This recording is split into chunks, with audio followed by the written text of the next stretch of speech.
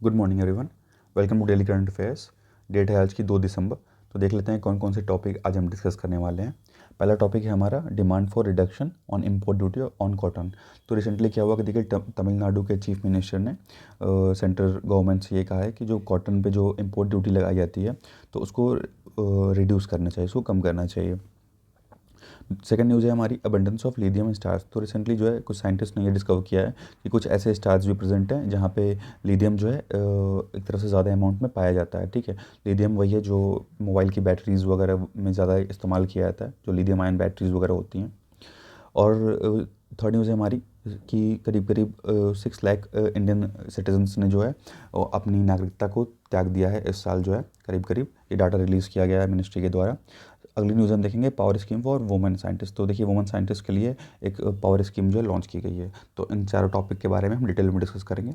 Start करते हैं अपने पहले टॉपिक से, demand for reduction of import duty on cotton. तो रिसेंटली देखिए तमिलनाडु के चीफ मिनिस्टर ने रिक्वेस्ट किया है हमारे यूनियन टेक्सटाइल मिनिस्टर से कि जो कॉटन पे जो भी इम्पोर्ट ड्यूटी लगाई जाती है तो उसको कम कर दिया जाए। देखिए जो टेक्सटाइल इंडस्ट्री है वो सेकेंड लार्जेस्ट एम्प्लॉयमेंट प्रोवाइडर है। ठीक है, तमिलनाडु स्टेट में। ठीक है, सेकेंड लार्जेस्ट एम्प्लॉयमेंट प्रोवाइडर है तमिलनाडु स्टेट में, जो कि करीब करीब 1/3 साइज ऑफ है textile business of the country. तो जो पूरे कंट्री का जो टेक्सटाइल बिजनेस है तमिलनाडु में, उसका 1/3 जो काम है वो तमिलनाडु में ही होता है। ठीक है, तो 1/3 जो एम्प्लॉयमेंट जनरेशन का काम है, एम्प्लॉयमेंट जनरेट करने का, वो तमिलनाडु जनरेट करता है। बात करें क्या डिमांड्स हैं तमिलनाडु के चीफ मिनिस्टर की, तो उनके द्वारा ये कहा गया कि जो 11% इम्पोर्ट ड्यूटी है कॉटन वगैरह पे, तो उनको जो है रिमूव कर दिया जाना चाहिए। उसके अलावा यार्न मैन्युफैक्चरर्स में be given priority over traders in cotton procurement. तो जो यार्न को जो मैन्युफैक्चर करने वाले हैं, जो मैन्युफैक्चर करते हैं यार्न को, तो उनको जो है प्रायोरिटी देनी चाहिए। ठीक है, जो भी ट्रेडर्स हैं, ट्रेडर्स की अपेक्षा में ट्रेडर्स से ज़्यादा जो है मैन्युफैक्चरर्स को हमें प्रायोरिटी देनी चाहिए। ठीक है, और जो इम्पोर्ट ड्यूटी है उसको एक तरफ से रिमूव कर देना चाहिए, इनके द्वारा ये डिमांड किया गया। उसके अलावा extension of 5% interest subvention to spinning mills for cotton procurement during the peak seasons. और ये कहा कि कम से कम जो है 5% से इंटरेस्ट की जो दर है उसको कम कर दिया जाना चाहिए जब ये पीक सीज़न होता है। मीन्स दिसंबर और से मार्च के बीच में जो सीज़न होता है वो कॉटन प्रोक्योरमेंट का सबसे हाईएस्ट पीक पॉइंट होता है। ठीक है, तो उस टाइमिंग के द्वारा ये कहा गया कि उस टाइम जो है 5% इंटरेस्ट जो है वो रिड्यूस कर देना चाहिए। Reducing the minimum lot of size of E auction cotton to 500 bales. उसके अलावा जो ई ऑक्शन किया जाता है कॉटन का, तो वो कम से कम जो है 500 बेल्स जो है उस पर करना चाहिए। बेल्स मतलब होता है गांठ। ठीक है, which is sustainable for micro and small medium enterprises and also been urge. तो इसके लिए भी जो है इनके द्वारा डिमांड रखी गई तमिलनाडु के चीफ मिनिस्टर के द्वारा कि जो ई ऑक्शन किया जाता है तो मिनिमम साइज जो है कम से कम 500 बेल्स जो है वो डिसाइड करना चाहिए। बात करते हैं क्या रीज़न है इनके डिमांड का। तो देखिए डिमांड का ये रीज़न है कि the grave situation of cotton and yarn price volatility and impact on the price of fabrics and garment. तो क्या हो रहा है कि कॉटन के दाम में एक तरह से हमें बढ़ोतरी देखने को मिल रही है, जिसकी वजह से जो भी कपड़े वगैरह हैं या जो भी फैब्रिक्स वगैरह हैं उनके दाम में भी जो है तेज़ी से वृद्धि देखने को मिल रही है। तो इसीलिए इनके द्वारा ये डिमांड किया गया कि प्राइजेस को, टैक्सेस को जो है कुछ कम करना चाहिए। द प्रेजेंट क्राइसिस है led to the mass cancellation of export orders. और प्राइजेस दाम में बढ़ोतरी की वजह से क्या हुआ है कि जो भी ऑर्डर वगैरह थे वो उनको कैंसिल कर दिया गया है। ठीक है, क्योंकि इतना ज़्यादा दाम बढ़ गया, उसी की वजह से बहुत ज़्यादा अमाउंट में जो है ऑर्डर्स कैंसिल हुए हैं। And hardship in fulfilling long term export commitments. और जो भी हमारे एक्सपोर्ट कमिटमेंट है एक तरह से हम लॉन्ग टर्म में उसको फुलफिल नहीं कर पाएंगे अगर इसी तरह से इसका दाम बढ़ता रहा तो। One of the major reason for the cotton price volatility is due to the imposition of 5% basic custom duties। तो देखिए जो मेजर रीज़न के द्वारा बताया वो ये कहा कि 5% जो है वो देखिए बेसिक कस्टम ड्यूटीज़ लगती है, 5% जो है एग्रीकल्चर इंफ्रास्ट्रक्चर डेवलपमेंट सेस लगाया जाता है, और 10% जो है सोशल वेलफेयर सेस लगाया जाता है, जो कि बजट 2021-22 वाला बजट से स्टार्ट हुआ है। तो ये ओवरऑल मिला के जो इम्पोर्ट ड्यूटी लगती है कॉटन पे वो 11% की लगती है। ठीक है, तो 11% की टोटल इम्पोर्ट ड्यूटी लगती है, और इसी को कम करने की बात जो है वो कही गई है तमिलनाडु के चीफ मिनिस्टर के द्वारा। कुछ कंसर्न्स देखते हैं जो इम्पोर्ट ड्यूटी से रिलेटेड हैं। तो import duty on raw cotton would erode the competitiveness of the value added segments that have business size around 50,000 crore. तो देखिए जो इम्पोर्ट ड्यूटी लगाई जाती है रॉ कॉटन पे, तो उसके अगर इसका हम पूरा ओवरऑल बिजनेस साइज़ देखें तो करीब करीब 50,000 करोड़ का जो है इसका कॉटन का एक्सपोर्ट जो है वो किया जाता है। ठीक है, यहाँ से जो है दूसरी जगह एक्सपोर्ट किया जाता है कॉटन का 50,000 करोड़ के आसपास का। ठीक है, and rupees 25,000 crore in domestic market, और हमारे खुद के मार्केट में इसकी जो खपत है वो करीब करीब 25,000 करोड़ के आसपास है। और इस सेगमेंट से करीब करीब 12 लाख लोगों को नौकरियाँ मिलती हैं। ठीक है, तो अगर टेक्सटाइल हम इंडस्ट्री की बात करें तो टेक्सटाइल इंडस्ट्री से करीब करीब 12 लाख लोग जो हैं उनका घर चलता है। ठीक है, अब बात करते हैं कॉटन की। तो कॉटन जो है देखिए वो खरीफ क्रॉप है। ठीक है, उसको 6 से 8 महीने लग जाते हैं मैच्योर होने में, और ये ड्रॉप रेजिस्टेंस क्रॉप है। ठीक है, जो कि एरिड क्लाइमेट्स के लिए सूटेबल होता है। और पूरे वर्ल्ड में देखेंगे तो 2.1% of the world arable land जो है वो कॉटन ऑक्यूपाई किया है। और उसके अलावा meets 27% of world textile needs, जो कि वर्ल्ड के टेक्सटाइल नीड्स का जो 27% ये कंप्लीट करता है। और इसको 21 डिग्री सेल्सियस से 30 डिग्री सेल्सियस के बीच में इसको नॉर्मल टेम्परेचर चाहिए ग्रो होने के लिए। और रेनफॉल वहाँ ईयरली जो है वो 50 से 100 सेंटीमीटर के आसपास हो। सॉइल देखेंगे तो black cotton soil, regular soil इसको हम बोलते हैं। ठीक है, ब्लैक कॉटन सॉइल होना चाहिए। और देखिए फाइबर, ऑयल, एनिमल फीड और ये सब प्रोडक्ट्स हैं इसके। और टॉप कॉटन प्रोड्यूसिंग कंट्रीज़ देखें, सबसे ज़्यादा जो है चाइना प्रोड्यूस करता है कॉटन, उसके बाद इंडिया, और उसके बाद यूएसए। तो इंडिया जो है सेकंड पे ऑयल कॉटन प्रोड्यूसिंग कंट्रीज़ में। अब हमारे यहाँ अगर बात करें कि सबसे ज़्यादा कौन से स्टेट प्रोड्यूस करते हैं कॉटन, तो सबसे ज़्यादा कॉटन प्रोड्यूस होता है गुजरात में, फिर महाराष्ट्र, तेलंगाना, फिर आंध्र प्रदेश, फिर राजस्थान। और देखिए 4 स्पीसीज़ भी हैं कॉटन की। तो ये है जी आर्बोरियम, जी हर्बेसियम, जी हर्सुतम और जी बारबेडेंस। ठीक है, तो ये 4 स्पीसीज़ हैं कॉटन की। तो जी आर्बोरियम और जी हर्बेसियम जो है वो पुराने कॉटन हैं, जिनको हम एशियाटिक कॉटन भी बोलते हैं। और जी हर्सुतम एक अमेरिकन कॉटन है। ठीक है, या इसको अपलैंड कॉटन भी बोलते हैं। और जो जी बारबेडेंस है वो एक इजिप्शियन कॉटन है। ठीक है, तो ये दोनों जो हैं वो नए कॉटन है।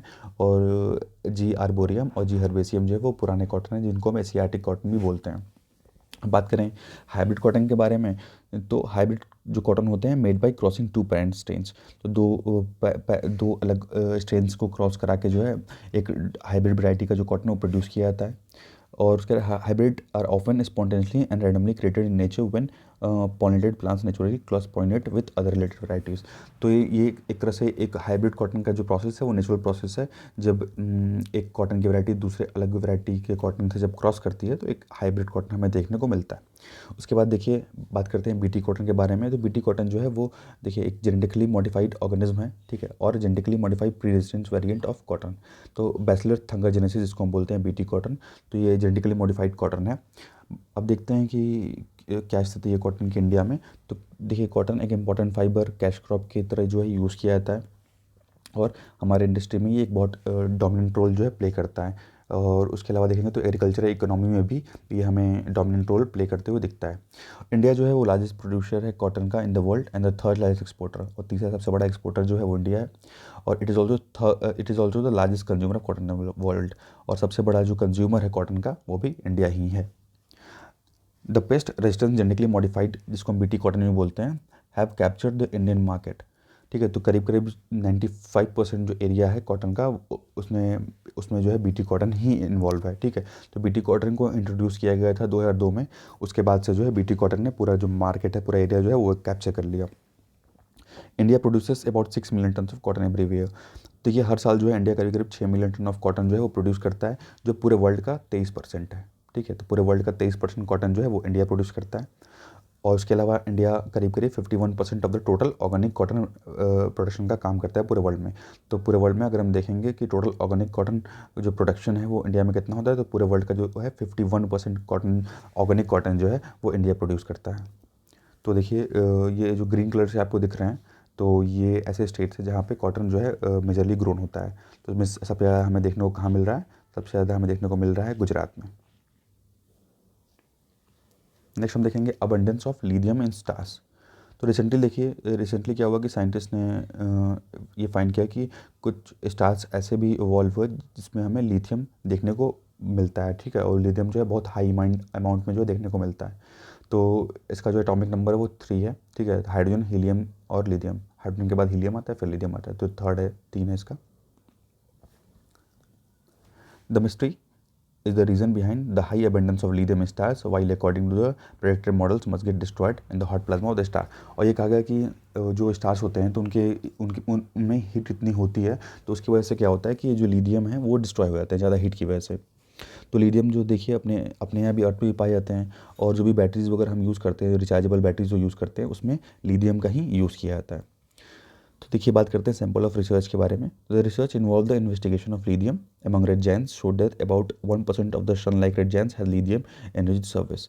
तो देखिए ऐसे करीब करीब जो बड़े बड़े से जो प्लैनेट्स हैं सन की तरह, जो रेड जायंट्स जिनको बोला जाता है, तो उनमें हमें लिथियम के ट्रेसेस देखने को मिले हैं। द रिसर्चर्स सर्वेड कॉल्ड गला name after a common Australian bird, a collection of about 5 lakh stars who will determine physically and chemically properties including lithium abundance। तो करीब करीब देखिए 5 लाख के आसपास स्टार्स ऐसे डिटरमाइन किए गए फिजिकली और केमिकली प्रॉपर्टीज जिसमें लिथियम की हो, ठीक है। रिसर्च की फाइंडिंग देखते हैं। तो regarding the reason of lithium production, scientist have for the first time confirmed all the lithium rich stars are burning helium in the core. तो जिसमें भी लिथियम है, जिस भी स्टार में लिथियम प्रेजेंट है, हमें ये देखने को मिला कि उनके कोर में जो है वो वहाँ पे लिथियम जो हीलियम है, हीलियम जो गैस है वो बर्न कर रही है। They speculated that lithium production is linked to the violent helium core flash. और ये कहा जा रहा है कि जो एक तरह से जो हीलियम जो है कोर में जल रहा है, ठीक है, से कोई प्लैनेट है, स्टार है, तो उसके बीच में जो कोर है जहाँ पे लिथियम, यहाँ पे जहाँ पे हीलियम बर्न हो रहा है, तो हीलियम बर्न होने की वजह से जो गैसेस निकल रही हैं उसी की वजह से जो है ये लिथियम यहाँ फॉर्म हो रहा है। It is proposed to be a simple and short sequence of nuclear reaction involving a collision between two stable helium isotopes. तो देखिए ये कहा गया कि जब दो हीलियम आइसोटोप जो है वो आपस में जब कोलाइड कर रहे हैं तो वो एक स्टेबल लिथियम को फॉर्म कर रहे हैं, ठीक है। जब दो हीलियम के आइसोटोप्स लड़ रहे हैं आपस में, तो एक हमें लिथियम का आइसोटोप देखने को मिल रहा है। The survey revealed the rare presence of lithium rich giants in all the sunlight low mass stars. तो जो भी सूरज जैसे जो भी कम मास के जो तारे हैं उनमें हमें लिथियम के जो ये रेयर प्रेजेंस है वो देखने को मिल रहे हैं। अब बात करते हैं लिथियम के प्रॉपर्टीज़ की।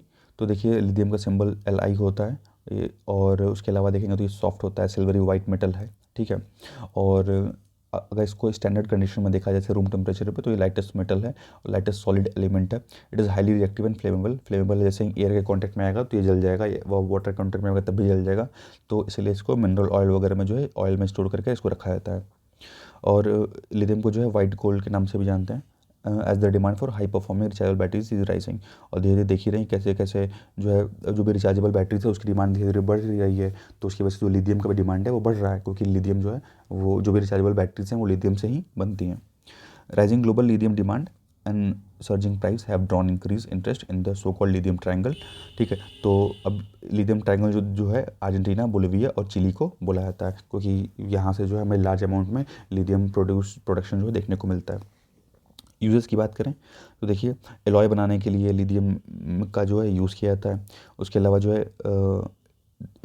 With lead to make white metal bearing for motor engines. तो मोटर इंजन्स के साथ जो है लेड के साथ मिक्स करके मोटर वगैरह के इंजन वगैरह बनाने में इसका यूज़ किया जाता है। With aluminium to make aircraft parts. Aluminium के साथ मिला के इसका यूज़ जो है जो भी एयरक्राफ्ट के पार्ट्स वगैरह होते हैं, हवाई जहाज़ के पार्ट्स होते हैं, उनमें यूज़ किया जाता है।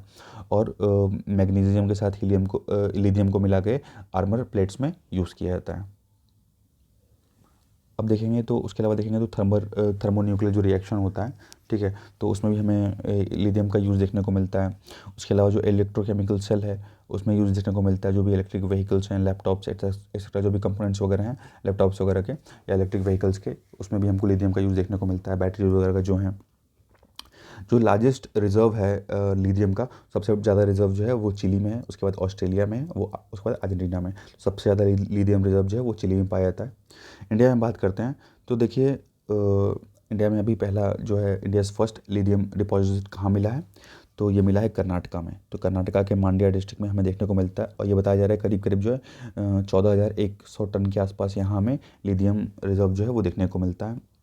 उसके अलावा और साइट्स की बात करें तो मेजर माइका बेल्ट जो कि राजस्थान, बिहार और आंध्र प्रदेश का इलाका है, और जो पेगमाटाइट इग्नियस रॉक्स बेल्ट्स है जो कि हमारा उड़ीसा और छत्तीसगढ़ का इलाका है, और ब्रांच ऑफ सांबरपुर एंड पचपदरा इन राजस्थान, और गुजरात में रन ऑफ कच्छ। तो इन जगहों पे जो ये पोटेंशियल साइट्स हैं जहाँ लिथियम रिजर्व जो है वो पाया जा सकता है।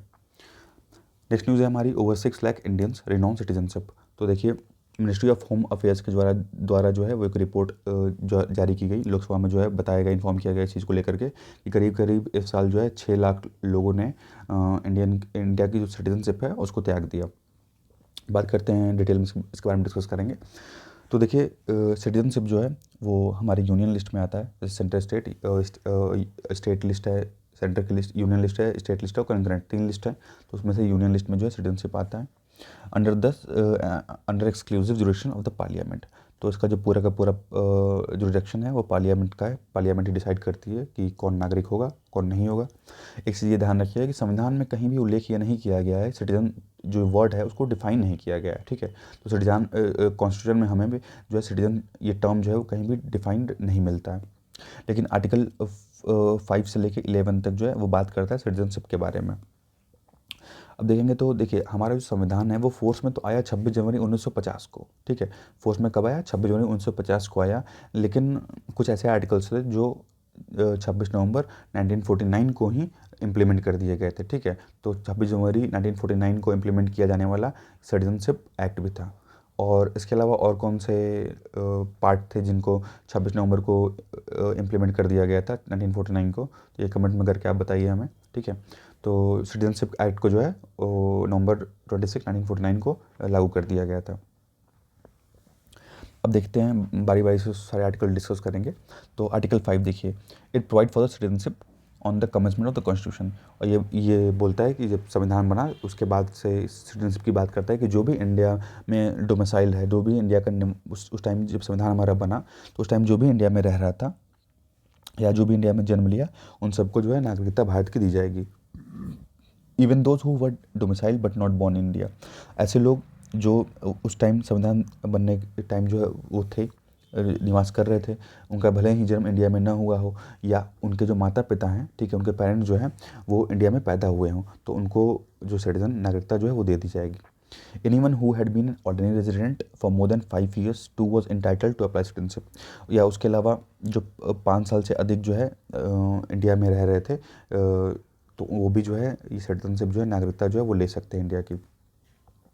आर्टिकल 6 देखिए, since independence was preceded by the partition migration. तो देखिए इंडिपेंडेंस जो है हमें पार्टीशन और माइग्रेशन के बाद जो है देखने को मिलता है।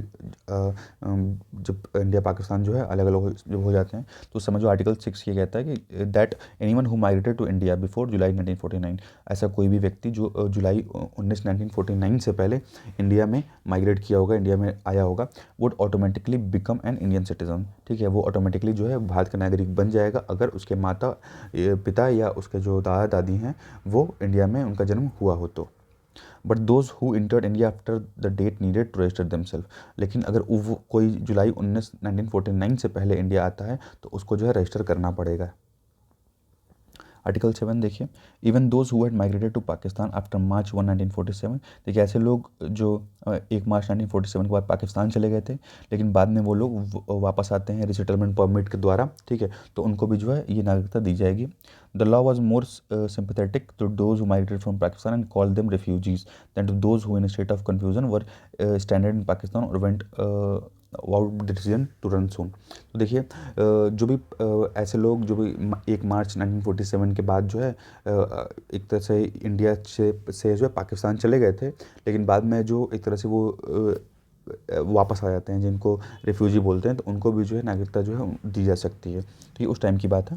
अब आर्टिकल 8 के बारे में देखते हैं। तो any person of Indian origin, कोई भी ऐसा पर्सन जो इंडियन ओरिजिन का हो, रिजाइडिंग आउटसाइड इंडिया, ठीक है, इंडिया के बाहर रह रहा हो, और आइदर ऑफ हुज पेरेंट्स और ग्रैंड पेरेंट्स या उनके माता पिता या उनके दादा दादी उनका जन्म जो है वो इंडिया में हुआ हो तो वो रजिस्टर कर सकते हैं, ठीक है। और herself as an Indian citizen with the Indian diplomatic mission, तो इंडियन डिप्लोमेटिक मिशन के अंतर्गत जो है वो रजिस्टर कर सकते हैं। अगर सपोज करिए कोई पर्सन इंडियन ओरिजिन का है, ठीक है, और वो इंडिया के बाहर रह रहा हो लेकिन उनके माता पिता या उनके दादा दादी का जन्म जो है वो इंडिया में ही हुआ है तो अपने आप को एज ए इंडियन सिटीजन जो है वो रजिस्टर कर सकते हैं। और किसके अंतर्गत? तो इंडियन डिप्लोमेटिक मिशन के अंतर्गत वो रजिस्टर कर सकते हैं। अब देखते हैं कि क्या अमेंडमेंट्स किए गए हैं अभी तक। तो अभी तक देखिए टोटल 4 अमेंडमेंट्स हुए हैं सिटीजनशिप में, जो कि पहला हुआ 1986 में, फिर 2003 में हुआ, फिर 2005 में हुआ और 2015 में हुआ, ठीक है। और आर्टिकल 11 की बात करें तो आर्टिकल 11 कहता है कि parliament can go against the citizen provisions of the constitution, कि जो भी प्रोविजंस दिए हुए हैं हमारे संविधान में कि इस तरह से नागरिकता आपको दी जाएगी, तो संसद चाहे तो उसके अगेंस्ट भी जाके आपको नागरिकता जो है वो दे सकता है। ये आर्टिकल 11 कहता है हमारे सिटीजनशिप एक्ट का। The act empowers the government to determine the citizenship of person in whose case is in doubt. तो पार्लियामेंट चाहे तो किसी के भी सिटीजनशिप को डिटरमाइन कर सकती है कि ये नागरिक होंगे कि नहीं होंगे। However, over the decades, Parliament has narrowed down their wider and universal principle of citizenship based on the fact of birth। तो देखिए जन्म के आधार पर जो है पार्लियामेंट ने एक तरह से सिटीजनशिप देना बंद कर दिया है। कई चीज़ों की जांच की जाती है, उसके बाद ही सिटीजनशिप जो है वो दी जाती है। The foreigner act places a heavy burden on the individual to prove that he is not a foreigner. जो हमारा फॉरेनर एक्ट है, फॉरेनर एक्ट क्या करता है, एक तरह से एक हैवी बर्डन क्रिएट करता है ऐसे इंडिविजुअल पे, उसको एक तरह से ये प्रूव करना पड़ता है कि हाँ हम फॉरेनर नहीं हैं, तभी आपको यहाँ की जो नागरिकता है वो मिलेगी। तो पहले संशोधन की बात करते हैं जो कि 86 में हुआ था। तो 86 का अमेंडमेंट देखते हैं। तो constitution provisions and the original citizenship act gave citizens on the principle of just solely to everyone born in India। तो ऐसा जो भी इंडिया में पैदा हुआ होगा उसको सिटीजनशिप देने की बात करता था, ठीक है। उसके अलावा देखेंगे तो 1986 amendment to section 3 was less inclusive and it added the condition that those who were born in India और after 26 January 1950 but before July 1 1986 shall be an Indian citizen. तो ऐसे लोग जो 26 जनवरी 1950 के पहले और जुलाई 1 1987 के तक जो है वो, अगर उनका जन्म जो है इस बीच में हुआ होगा, मीन्स 26 जनवरी 1950 से लेकर के 1 जुलाई 1987 के बीच में अगर वो इंडिया में पैदा हुए हैं तो वो भी जो है एक तरह से इंडिया की जो सिटीजनशिप है वो ले सकते हैं। दोज बॉर्न आफ्टर जुलाई 1 1987, लेकिन अगर किसी का जन्म जो है वो 1 जुलाई 1987 के बाद हुआ हो and before December 4 2003 in addition to one's own birth in India can get citizenship only if their either parents was Indian citizen. तो अगर कोई ऐसा व्यक्ति जिसका जन्म 1 जुलाई 1987 से लेके 4 दिसंबर 2003 के बीच में हुआ हो और उसके पेरेंट्स, ठीक है, उसके पेरेंट्स अगर इंडियन सिटीजन हैं तो वो यहाँ का नागरिक जो है वो बन सकता है, ठीक है, यहाँ की सिटीजनशिप जो है वो ले सकता है। 2003 का अमेंडमेंट देखते हैं। The government made the above condition more stringent keeping in view infiltration from Bangladesh. यहाँ देखिए कुछ 2003 में कुछ प्रोविजंस जो है वो टाइट कर दिए गए क्योंकि बांग्लादेश से कुछ जो माइग्रेंट्स हैं वो इंडिया मूव कर रहे थे, उसी को लेकर के ये रूल थोड़ा यहाँ पर कड़े कर दिए गए। Now the law requires that for those born on after December 4 2004 in addition to the fact of their own birth both parents should be Indian citizen। और ये कहा गया है कि जो भी 4 दिसंबर 2004 के बाद पैदा हुआ है अगर उनको नागरिकता लेनी है तो दोनों पेरेंट्स जो है मीन्स माता पिता दोनों का इंडियन सिटीजन होना अनिवार्य है, ठीक है। और one parent must be Indian citizen and other should be not an illegal immigrant. या तो दोनों पेरेंट्स इंडियन सिटीजन हो या एक पेरेंट अगर इंडियन सिटीजन हो तो जो दूसरे पेरेंट है वो एक इलीगल माइग्रेंट जो है वो नहीं होने चाहिए, ठीक है, तभी आपको नागरिकता मिलेगी। 2003 में ये अमेंडमेंट किया गया। With these restrictive amendments, India has almost moved towards the narrow principle of just सैंग्विनस और ब्लड रिलेशनशिप। तो अब यहाँ से जो है एक तरह से सिटीजनशिप हमको यहाँ नैरो होते हुए दिख रहा है क्योंकि अब थोड़े से रूल्स जो है टाइट हो गए, क्योंकि ये कहा गया है कि सिर्फ और सिर्फ जो पेरेंट्स जिसके पेरेंट्स जो है इंडियन सिटीजन हैं उनको नागरिकता मिलेगी, या तो जिसके पेरेंट्स जो एक इंडियन सिटीजन हो और दूसरा जो है इलीगल माइग्रेंट नहीं होगा तो उसको दी जाएगी। This lays down that an illegal migrant can not claim citizenship. और इसके द्वारा ये होगा कि इलीगल माइग्रेंट जो है वो सिटीजनशिप नागरिकता नहीं ले सकता बाय नेचुरलाइजेशन और रजिस्ट्रेशन, और even if he has a residence of India for 7 years. यहाँ तक कि वो अगर 7 साल रह भी लिया है तो अगर इन 2 कंडीशंस को वो एक तरह से प्रूव नहीं करता है, साबित नहीं करता है, तो यहाँ की नागरिकता जो है नहीं ले सकता है। 2019 का देखिए अमेंडमेंट देखते हैं जो कि बहुत कंट्रोवर्शियल जो है अमेंडमेंट रहा। तो इसमें ये जो 6 कम्युनिटीज़ हैं, Hindu, Sikh, Buddhist, Jain, Parsis, Christians, Pakistan, Bangladesh और अफ़गानिस्तान के, ठीक है, जिन्होंने इंटर किया दिसंबर 14 2014 के पहले जो इंटर किए हैं तो उनको नागरिकता देने की बात करता है ये। It also reduces the requirement for citizenship from 11 years to 6 years, ठीक है। तो 6 साल से घटा करके 11 साल से घटा करके 6 साल कर दिया गया कि जो भी पाकिस्तान, अफ़गानिस्तान और बांग्लादेश के जो हिंदू, सिख, ईसाई, जैन या पारसी हैं तो उनको नागरिकता दी जाएगी। 2 notifications also exempted this migrant from passport act and foreigner act, और पासपोर्ट एक्ट और फॉरेनर एक्ट से भी इनको छूट दी गई। A larger number of organisation in Assam protest against the bill. देखिए पता ही है कि आसाम में कई लोगों ने इस बिल का विरोध किया, ठीक है, क्योंकि ये कहा गया कि इस बिल की वजह से जो कुछ बांग्लादेशी हिंदू इलीगल माइग्रेंट्स हैं उनको भी नागरिकता मिल जाएगी, इसलिए इसका विरोध हुआ।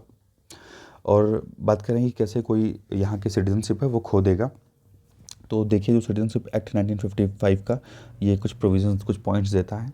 तो 3 तरीके से हो सकता है। पहला है रिनंसिएशन, टर्मिनेशन और डिप्रीवेशन। तो रिनंसिएशन और टर्मिनेशन और डिप्रीवेशन को डिटेल में देखेंगे हम। तो पहले देखते हैं रिनंसिएशन को। तो an Indian citizen of full age and capacity can renounce his Indian citizenship by making a declaration to effect. तो मीन्स एक तरह से जो है अपनी नागरिकता स्वयं त्यागने के लिए जो है वो एक तरह से शपथ पत्र जो है दे सकता है कि हाँ अपनी नागरिकता जो है वो छोड़ना चाहते हैं, ठीक है, वो डिक्लेयर कर सकता है। But if such a declaration is made during war, लेकिन अगर ये डिक्लेरेशन अगर युद्ध वगैरह के टाइम में किया जाएगा, ठीक है, जिस समय अगर इंडिया के जैसे वॉर में है, तो उस समय जो है उसके रजिस्ट्रेशन को जो है सेंट्रल गवर्नमेंट विथहोल्ड कर सकती है, रोक सकती है, या उसको डायरेक्ट भी कर सकती है कि आपको करना है। When a male person renounces his citizenship, every minor child of him ceases to be Indian citizen। अगर कोई मेल पर्सन अपनी नागरिकता छोड़ रहा है तो उसके जो भी उसके बच्चे हैं, ठीक है, जो माइनर चाइल्ड है जिनकी उम्र जो 18 से कम है, वो भी इंडियन सिटीजन नहीं रहेंगे। और सच ए चाइल्ड में हाउएवर रिज्यूम इंडियन सिटीजनशिप, लेकिन अगर ऐसे बच्चे अगर इंडियन सिटीजनशिप जो है रहना चाहते हैं तो उनके 18 साल पूरे होने से 1 साल पहले जो है उनको अप्लाई करना पड़ेगा, ठीक है, इस सिटीजनशिप लेने के लिए। बात करते हैं टर्मिनेशन की। If it citizen of India, अगर कोई भारत का नागरिक जो है दूसरे देश का नागरिक बन जाता है तो ऑटोमेटिक ख़त्म हो जाएगा। During the war period this provision does not apply to the citizen of India, लेकिन अगर वॉर का समय चल रहा है तो ये प्रोविजन जो है नहीं अप्लाई होगा। Who acquires the citizenship of other country in which India में भी इंगेज वॉलंटरी, ठीक है। तो अगर मान लीजिए कोई दूसरे कंट्री का नागरिक बन गया तो यहाँ के उसका नागरिकता जो है ख़त्म हो जाएगा, लेकिन अगर वॉर का पीरियड चल रहा होगा, वॉर चल रही होगी, तो ऐसा नहीं होगा। थर्ड है डिप्रीवेशन। तो deprivation is a compulsory termination of citizenship of India. Deprivation जो है वो एक कंपल्सरी टर्मिनेशन है, ठीक है। तो देखिए a citizen of India by naturalisation, registration, domicile या रेजिडेंस में be deprived of citizenship by an order of content of the central government if it satisfies that the citizen has. अब देखिए कुछ पॉइंट्स ऐसे हैं कि अगर उसके थ्रू अगर वो सेटिस्फाई कर रहा है उस चीज़ को, तो फिर वो सिटीजन बन सकता है, सॉरी सिटीजन उसकी नागरिकता जो जा सकती है। Obtain the citizenship by means of fraud, अगर फ्रॉड तरीके से उसने सिटीजनशिप ली हो या फॉल्स रिप्रेजेंटेशन के द्वारा ली गई हो, और concealment of any material fact, ठीक है, कोई भी झूठा जो है प्रूफ दे करके अगर वो नागरिकता लेता है तो उसकी जो नागरिकता है वो ख़त्म की जा सकती है। अगर उसने संविधान को एक डिसलॉयल्टी दिखाई, ठीक है, अनलॉफुल ट्रेडेड और communicated with the enemy during war, और वॉर के टाइम में जो है वो दुश्मनों से बात कर रहा था, ठीक है, मिला हुआ था उससे, तो उस टाइम में जा सकती है उसकी नागरिकता। विदिन 5 years आफ्टर रजिस्ट्रेशन और neutralisation being imprisoned in any country for 2 years। तो देखिए नागरिकता का रजिस्ट्रेशन होने के 5 साल के अंदर अंदर अगर वो किसी बाहर के देश में जो है अगर उसको 2 साल की सज़ा हो जाती है, 2 साल की जेल हो जाती है, तो ऑटोमेटिक उसकी नागरिकता जो है वो ख़त्म हो जाएगी। Ordinary residence of out of India for 7 years, अगर और मान लीजिए कोई नागरिक है वो 7 साल जो है लगातार विदेश में रह लिया, तब भी उसकी जो नागरिकता है वो ख़त्म कर दी जाएगी। लास्ट हम डिस्कस करेंगे power schemes for woman scientist के बारे में। तो देखिए पावर स्कीम जो है वुमन साइंटिस्ट के लिए लॉन्च की गई है, promoting opportunities for women in exploratory research, ठीक है। तो देखिए वर्ल्ड वाइड ये कहा गया कि वर्ल्ड वाइड जो है 30% वुमेन की संख्या है, जितने भी पूरी दुनिया में जो भी रिसर्चर्स वगैरह हैं उसमें जो महिलाओं की जो संख्या है वो 30% है total. It is a scheme to mitigate gender disparity in science and engineering research funding in various science and tech programs in Indian academic institutions and R&D laboratories। तो ये एक तरह से जो है एक जेंडर डिस्पैरिटी लाने के लिए जो ये लॉन्च किया गया है, और एक तरह से फंडिंग देने के लिए जो भी इंजीनियरिंग या साइंस के सेक्टर्स हैं, वेरियस जो साइंस एंड टेक्नोलॉजी के जो प्रोग्राम्स हैं, तो उसमें महिलाओं की भागीदारी को और बढ़ाने के लिए ये जो प्रोजेक्ट है वो लॉन्च किया गया है। इसको लॉन्च करने का काम किया है science and engineering research board ने, ठीक है, जो कि एक स्टैट्यूटरी बॉडी है under department of science and technology. तो देखिए मेनली इसके 2 कंपोनेंट्स हैं, सर्व पावर फेलोशिप और सर्व पावर रिसर्च ग्रांट्स, ठीक है। तो ये एक तरह से वुमेन को और एम्पावर करने के लिए जो है ये प्रोजेक्ट लॉन्च किया गया है। वीडियो अच्छा लगा हो तो लाइक कर दीजिए और चैनल को सब्सक्राइब कर लीजिए। जय हिंद, थैंक यू।